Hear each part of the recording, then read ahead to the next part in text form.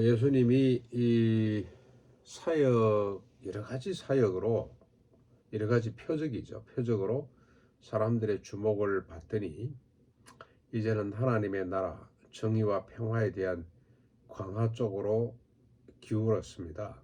처음에 보면 처음 사역은 주로 병 고치는 사역들, 귀신 쫓아내고 죽은 자를 살려고 하는 사역들이 많습니다만, 뒤로 올수록 그런 사역을 자꾸 감추시고 이제 설교죠. 설교, 하나님의 나라에 대한, 종말에 대한 이런 설교 쪽으로 기울자 바리새인들이 분노에 차서 예수님께 따져 묻습니다. 그렇게 사람을 모아놓고 지금 뭐 하는 짓이냐 말이지. 그래서 11일 그 내용이 뭐냐, 20절에 보면 당신이 주장하는 하나님의 나라가 어느 때 임할까? 입만 열면 하나님의 나라가 어떻고 저쩌고 하는데 그 나라가 언제 오냐 이 말이죠. 있기나 하냐, 그 잘난 나라가 있기나 하냐는 식으로 질문을 했습니다. 그랬더니 21절 예수께서 대답하여 이러십니다. 하나님의 나라는 볼 수 있게 임하는 것이 아니다. 또 여기저기 있다 도 못한다. 왜냐? 하나님의 나라는 너희 안에 있기 때문에, 마음속에 있기 때문에 그렇다. 예수님이 말씀하신 하나님의 나라죠. 이미 시작된 하나님의 나라는 시간과 공간을 초월해서 있습니다. 시간, 공간 안에 있는 것이 아니고 넘어서 있습니다. 왜냐하면 각자의 마음속에 있기 때문에 그렇습니다. 마음속에, 오른밤 친 사람이 왼밤 돌려 대는 마음, 그 마음속에 하나님의 나라가 임하는 거죠. 그 마음속에 임한 하나님의 나라가 삶으로 나타나는 겁니다. 이건 어떤 몽상이나 뭐 이상이 아니고 영적 현실입니다. 하나님의 나라는 현실로 우리 마음속에 있다는 겁니다. 아주 중요한 이야기가 되겠습니다. 자꾸 하나님 나라 내놔봐라 그러고 천국 뭐 보여봐라 그러고 그러는데 천국이 마음속에 있다. 지금도 우리가 전도하다 보면 주변에 믿지 않는 사람들에게 이야기를 하다 보면 천국에 대한 이야기, 하나님의 나라에 대한 이야기, 복음에 대한 이야기를 하다 보면 그 나라 한번 보여봐라 이런 질문을 하는 사람들이 간혹 있습니다. 그렇죠? 하나님의 나라는 마음속에 있습니다. 그래서 오늘도 내가 천국을 누릴 것이냐, 지옥을 경험하고 할 것이냐는 것은 내 마음속에 전적으로 달렸다는 겁니다. 자, 그리고 난 뒤에 주님이 이번에는 제자들에게 말씀합니다. 바리새인들에게 이렇게 말씀하시고 제자들에게 말씀을 하는데, 이미 시작된 하나님의 나라는 지금 이들이 경험하고 있고 또 여러 차례 주님께서 말씀을 하셨고요.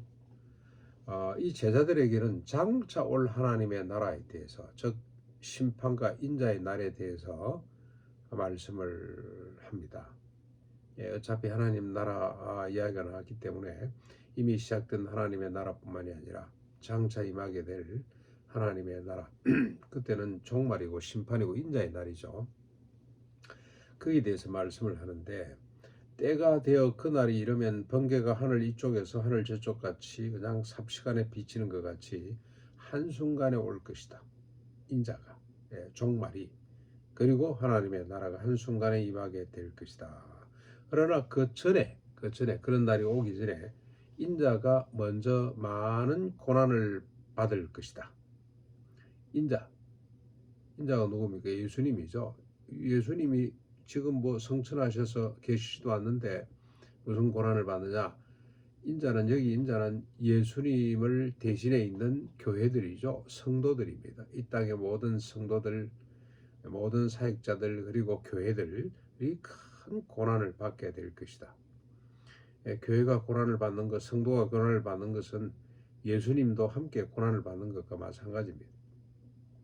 그런 일이 벌어질 것이고, 주님이 오시기 전에 또 이런 현상들 가운데 주님이 강조하시는 건 노아의 때와 같이 그런 일이 벌어질 것이다. 무슨 일이냐? 노아가 방주에 들어가던 날까지 사람들이 먹고 마시고 시집가고 장가가고, 그리고 롯의 때와 같을 것이다.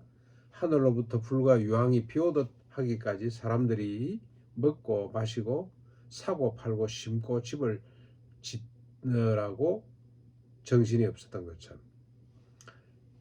인자를 버리게 될 것이다.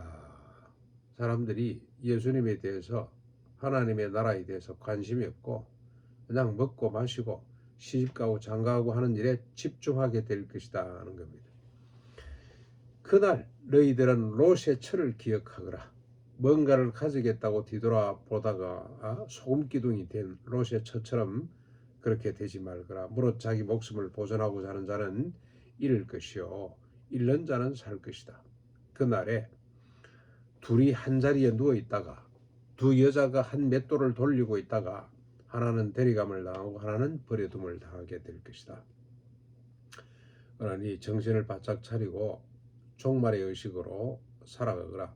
어디에다 집중을 해야 될지를 말씀하는 거죠. 먹고 마시고 뭐 시집 장가가고 하는 그런 일에 집중하지 말고 오직 복음을 지키고 너의 믿음을 지키고 하나님의 나라를 증거하는 그 일에 집중하거라고 주님이 제자들에게 당부를 하십니다.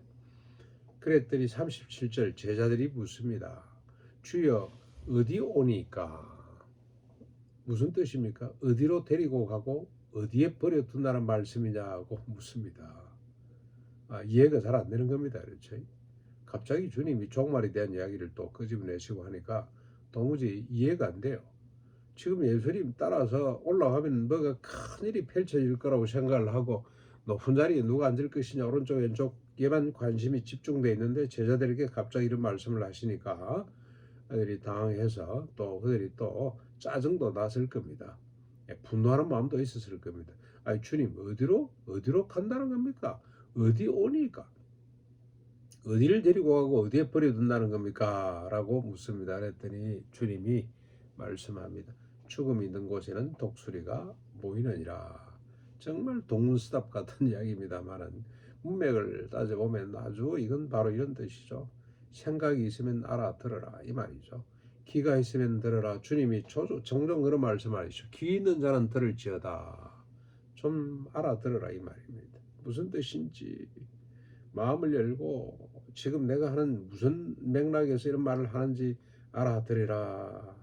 이 말은 또 무슨 뜻입니까? 지금 죽음의 그림자가 덮친 것을 보지 못하느냐. 어제도 우리가 식사하면서 요즘 뭐 초등학교 4학년 때 입학 시험을 본다 그러더니 이 강남의 학원가 말이죠. 지금은 유치원 때 시험을 본다는 말이 들립니다.